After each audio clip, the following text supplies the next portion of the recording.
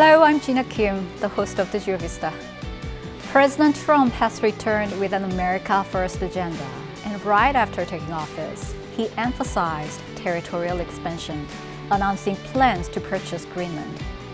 Although Denmark and Greenland have made it clear that the territory is not for sale, President Trump's determination doesn't seem likely to waver easily. Today, we'll take a deep dive into Greenland, a strategic stronghold in the Arctic, and explore why President Trump is interested in the land. Join me as we head to Greenland.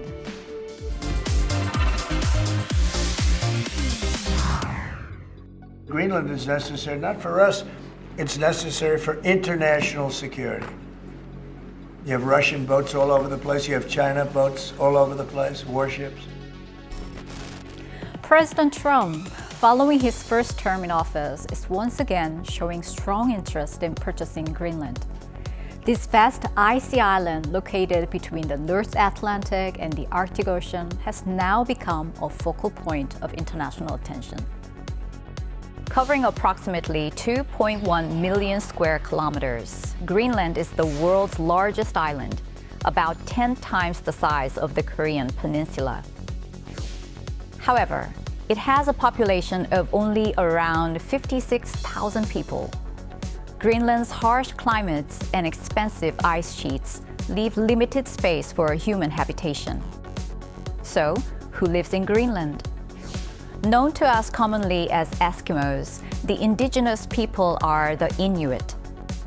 For thousands of years, they have endured the extreme climate, living off hunting and fishing, and have developed their own unique culture. Today, about 90% of Greenland's population is of Inuit descent. Greenland was first introduced to Western society around the 10th century by Norwegian Vikings. They explored the region and established settlements, but didn't last long due to the severe conditions and conflicts with indigenous population. Subsequently, Greenland experienced a long period of isolation from Europe. It wasn't until the 18th century that Denmark rediscovered Greenland and began colonial rule. Through the Treaty of Kiel in 1814, Greenland officially became Danish territory, and in 1953, it was fully incorporated into Denmark following a constitutional amendment. Today, Greenland is officially part of the Kingdom of Denmark, and its citizens are considered Danish citizens. However, Greenland has progressively expanded its self-governance. After establishing home rule in 1979, it achieved broader autonomy in 2009 with the Self-Government Act, allowing it to manage most domestic affairs independently. While Greenland now has its own administrative system, defense and foreign affairs remain under Denmark's jurisdiction. However, defense and foreign policy remain under Denmark's jurisdiction. Denmark is obligated to consult with Greenland's government on foreign policy decisions affecting the island, and Greenland's self-government collaborates with the Danish military on defense matters. But did you know that major powers like the US, Russia, and China have long had their eyes on Greenland? The biggest reason is its abundant mineral and marine resources. As of 2023, Greenland holds about 1.5 million tons of rare earth elements, ranking 8th in the world in terms of reserves. It also has an estimated 65 billion tons of oil and natural gas. Rare earth elements are especially valuable as they are essential materials for advanced technologies used in electronics, electric vehicle batteries, and the defense systems. Additionally, some areas in Greenland show potential for future oil and natural gas development. Because of these resources, the US has previously attempted to acquire Greenland. In 1867, during President Andrew Johnson's administration, the US State Department recommended purchasing Greenland considering its natural resources a strategic investment. Later, in 1946, under President Harry Truman, the U.S. secretly offered $100 million worth of gold to Denmark for Greenland, but the offer was rejected. Greenland's coastal waters are rich with halibut, cod, and shrimp, which are exported to European and Asian markets, playing a crucial role in the local economy. Recently, tourism has also been on the rise. Activities like glacier exploration, aurora viewing, and whale watching, highlighting Greenland's unique natural environment, have been attracting tourists and creating new economic opportunities. Tourism infrastructure is also rapidly expanding. By the end of 2024, a new international airport will open in the capital of Nuuk. And by 2026, another international airstrip will be completed in Ilulissat, a major tourist destination in the north. These developments are expected to further boost Greenland's tourism industry. However, Greenland has also been at the center of conflict and disputes. In the early 20th century, territorial disagreements arose between Denmark and Norway. Norway claimed sovereignty over eastern Greenland, leading to tensions with Denmark. Eventually, in 1933, the International Court of Justice recognized Denmark's sovereignty, firmly establishing Greenland under Danish control. During World War II, after Nazi Germany occupied Denmark, the U.S. signed an agreement with Denmark's government in exile in 1941 to defend Greenland. Even after the war ended, U.S. forces remained in Greenland until 1951. The U.S. then proposed building an air base for Greenland's defense, leading to the establishment of Thule Air Base. However, the construction of the base involved the forced relocation of Greenlandic residents. And during the Cold War, environmental issues arose due to the storage and disposal of military equipment and chemical weapons intended to counter the Soviet Union. The U.S. initially covered up these issues, but finally acknowledged them in 2005 without offering proper compensation, which fueled strong anti-American sentiment in Greenland. Tensions over Denmark's colonial rule and Greenland's autonomy have also persisted for a long time. Even after gaining self-governance in 1979, calls for full independence continued. The expansion of autonomy in 2009 further intensified discussions about sovereignty.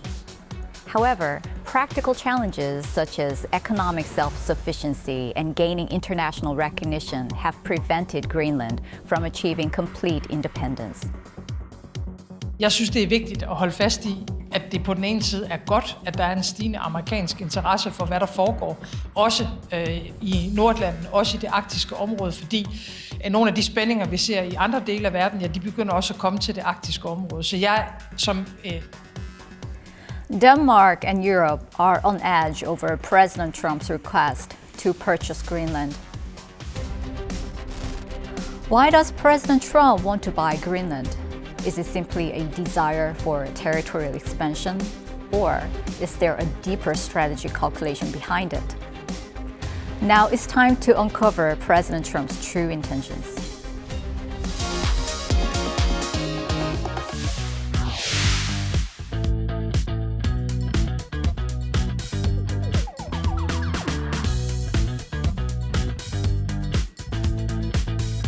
Yes, we've taken a closer look at Greenland, a territory that has captured President Trump's strong interest. Now let's delve deeper into the reasons behind his determination to acquire Greenland by consulting with an expert.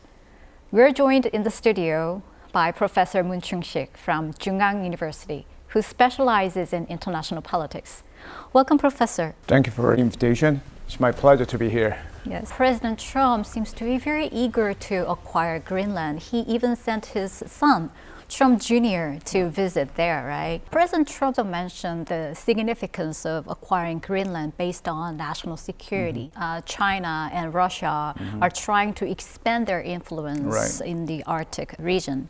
So what specific actions are there that these are due attention? Well, they have increased their military presence and they also their interest or influence in that region as well. So, for example, Russia has been a key player in the Arctic region for a long time. So, Russia has a Arctic coastline. It's more than 24,000 kilometers of coastline in the Arctic region, and it has a military base. And for a long time, it has increased its military presence in the region. So, it reopened, for example, old Soviet bases, military bases, and it also constructed new infrastructure, military infrastructures as well. It also has upgraded submarines and fleet, something like that. To be honest, Russia surpasses the United States in terms of Arctic operational capability. So Russia, for example, have about 50 icebreakers, which is necessary for the operations in the Arctic region. The U.S. had only 2. Two. 2, and if I know correctly, one of 2 is broken. So 1.5 maybe. Just one. That's how we can see that how much Russia is powerful in the Arctic region. And China is also interesting because China launches called Polar Silk Road in 2017. And it also in its white paper, it declared itself as a near Arctic country in 2018, I guess. Since then, China has increased its presence in the Arctic region, and it also increased all the development research programs in the region, and they tried to buy a number of, for example, asset and made some kind of investment bid in Greenland as well. So recently, what the United States really worried about is they have strengthened their cooperation between 2 countries. As we know, since the war in Ukraine, Russia is pretty much isolated within the Arctic Council, which is a cooperative body of 8 Arctic-related countries. Given this isolation, Russia definitely needs some kind of new partner. Here, China comes in. So the cooperation between 2 countries has been strengthened over time. And recently, they launched an official shipping corridor between 2 countries. So we see that 2 countries increase their cooperation, and definitely that goes against the interest of the U.S. You certainly explained to us about the geopolitical significance of the location, right? But because of that, many are worried that the U.S. may think about using coercive measures to acquire Greenland. So what are the reactions from Denmark? Well, Danish government definitely says that no, you can't, basically. Of course. Right? The Prime Minister, for example, Frederiksen, says that the future of the Greenland should be decided by Greenlanders. And the government decided to increase its military spending to the Arctic region by $2 billion. It's not really big money, to be honest, but still, they show some kind of reaction to the Americans' demand of the territory. So the Danish government shows that kind of stance, and the other European countries also do not like the idea of annexing Greenland under the control of the US. For example, Germany and France made it clear that they oppose the idea. And to be honest, because Denmark is the member of NATO, right? So NATO has Article 5, which is called the collective defense mechanism, right? So if one of members are attacked, they can invoke the Article 5 so that they can retaliate together. But of course, in order to invoke the Article 5, they need a unanimous approval of all the members, and definitely the US is one of them. So that option is not available. So I think probably for European countries or other countries, viable option would be sending EU troops or NATO troops more to the Greenland or Arctic region so that they can address the concerns of US, the national security concern. Yeah, certainly the key stakeholder is also Greenland, right? So how do Greenlanders think about this move? Well, certainly the Greenland has some kind of authority in deciding foreign affairs and defense issues. So how do you see their reaction? The Prime Minister, Agade, says clearly, this is not for sale. They have their autonomous government, and they made it clear that we are not for sale. For Greenlanders, probably the most important issue would be the getting independent. They're under the control of Denmark for a long time, and they're preparing for the independent, and they are preparing for national elections soon in March. After this President Trump's remark, they passed a number of bills. For example, they banned some kind of anonymous or political funding. Okay, so they banned that. And they also passed a bill which restricts the purchase of land to either Denmark citizen, Danish citizen, or permanent resident of Greenland, and it's 2 years. So they have only 57,000 people. Its population is small. So they probably know that their election can be affected heavily by external force or external influence. So probably that's why they wanted to pass those bills as a reaction to President Trump, the remark. And at the same time, I think the local sentiment is not good against U.S. as well. So they have recently, they have a survey, poll result says that about 85% people in Greenland oppose the idea of like being part of the U.S. So if President Trump's idea falls through because of all this resistance, then what kind of alternatives that Trump might have in mind? Okay. Trump would not be able to use force. Of course, he can threaten. I don't think it's going to happen in reality. Alternatively, the U.S. can think of, at this moment, like before Greenland get independent, they may push the Danish government. What Trump really good at is using tariffs and other economic leverage, right, to get what he really wants. But the more important story can be expected once the Greenland get independent. So possible option, I think, would be cases of the compact free association between the U.S. and 3 countries such as Micronesia or Marshall Island and Palau. The relationship between the U.S. and these 3 countries are very similar to the Denmark and Greenland, other than those 3 countries are sovereign state, independent countries. The U.S. provide them like military defense and also give them some kind of like grant funding and social services. But still, they are sovereign, independent countries. So U.S. may consider the similar deal with Greenland if Greenland get independent later. Yeah, right. Trump's expansionist idea expands to Gaza and Panama, and he's talking about everything, right, these days. So do you truly believe that Greenland is just one of the negotiation cards to gain something out of it? Well, tough question, and but it's a very important question. So I think there's a number of possibilities. First, so it can be just typical like power politics. Okay, so everybody think about that Trump would be different from previous president of the United States. This can be something showing that well we can do anything for the sake of national security. We have power. In the past, we did not, but now we don't need to like follow those norms based on reciprocity or kind of like a negotiation, multilateral institutions, something like that. So this can be just like show that America's vision, make America great again, right? So we can do anything if we want. And second, at the same time, it can be a kind of like strategy that Trump used to use, so flood the zone, for example. So where he flooded all the different issues to public conversations so that they can like distract the opponent. So for example, like Trump issued like 53 executive orders in 2 weeks, which is huge number, right? So a lot of people are confused about whether he is really serious about all the deals or if there's some specific issues he really wanted to focus on, okay? Because those issues, for example, like include a number of very sensitive topics such as suspension of foreign aid or the bill to end birthright citizenship, something like that, which is truly unconstitutional, right? So we need probably more signal to figure out what the Trump's true intention is.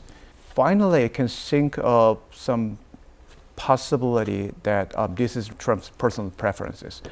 So we know that he's very sensitive to economic losses. Maybe his personal interest or a preference about economic loss. For example, when it comes to talking about the Panama Canal, he said that they means like Panama authorities like charges extremely unfair fees to U.S. cargo, U.S. ships, but actually it's not true, right? I mean, they charge the same fees to all the ships in the world. So, but I mean, Trump may believe that they get rid, and then they probably want to push pressure on the canal authority to reduce fees for the U.S. in the future. So, is there any specific interest or gains that he expects to have from Denmark? I think like he believes himself as a some kind of like born to be a negotiator. So I'm really good at negotiating. He demands something unacceptable and try to start from there. So as a first mover, it's kind of straight up agenda setting. So he put some agenda under extremely unacceptable position and make all the discussion or debate starting from there. So he tends to take a upper position in negotiation and everything. He may want to gain the national interest of the U.S., but at the same time, I think we cannot rule out the possibility that he may want to get some kind of personal interest or economic gains from, like future development or anything in Greenland as well. So from make America great again to make Greenland great again, will that resonate? I think time will tell because the world is watching. Right.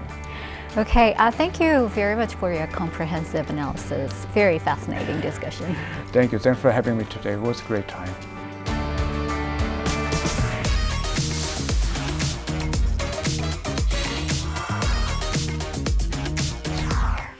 Yesterday's events become today's history. A single photo can shine light on the direction of an era. Now let's dive into the stories behind the pictures with me. On February 7th, during the US-Japan summit, President Trump officially reaffirmed the commitment to North Korea's complete denuclearization, the maintenance of the South Korea-US-Japan trilateral cooperation, and the willingness to engage in negotiations with North Korea. Despite ongoing debates over President Trump's remarks referring to North Korea as a nuclear power and concerns about a potential shift toward arms control negotiations, the goal of dismantling North Korea's nuclear programs remained clear, with an emphasis on cooperation with South Korea and Japan. This once again confirms the continuity of the U.S. North Korea policy based on its global non-proliferation principles. U.S. President Donald Trump met with Jordan's King Abdullah II at the White House on February 11th. During the meeting, Trump revealed plans for the U.S. to take over and develop Gaza while pressuring Jordan to accept Palestinian residents. Jordan, along with neighboring countries such as Egypt, fears that an influx of refugees could destabilize domestic affairs. Forced displacement violates multiple international laws, including the UN Charter, prompting widespread criticism from the international community. On February 10th, President Trump announced a 25% tariff on all steel and aluminum imports to the U.S. This move is expected to inevitably increase costs across various industries, including food, beverages, and home appliances, leading to higher consumer prices. There are also growing concerns that companies using aluminum cans, such as Coca-Cola, may switch to alternatives like plastic to offset rising intermediate material costs. This shift could further escalate debates over global plastic pollution and its harmful effects on human health. As trade tensions intensify, the growing preference for safe haven assets is driving gold prices to record highs. Analysts predict that if Trump's tariff policies continue to expand, gold prices may rise even further. Amid supply challenges in raw gold materials, the Korea Minting and Security Printing Corporation has taken the drastic measure of temporarily suspending gold bar sales. This decision could further accelerate the surge in gold prices in the private market.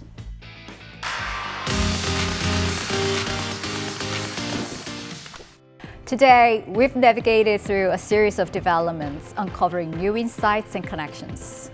We'll return next time with meaningful questions once again. This has been Jina Kim. Thank you.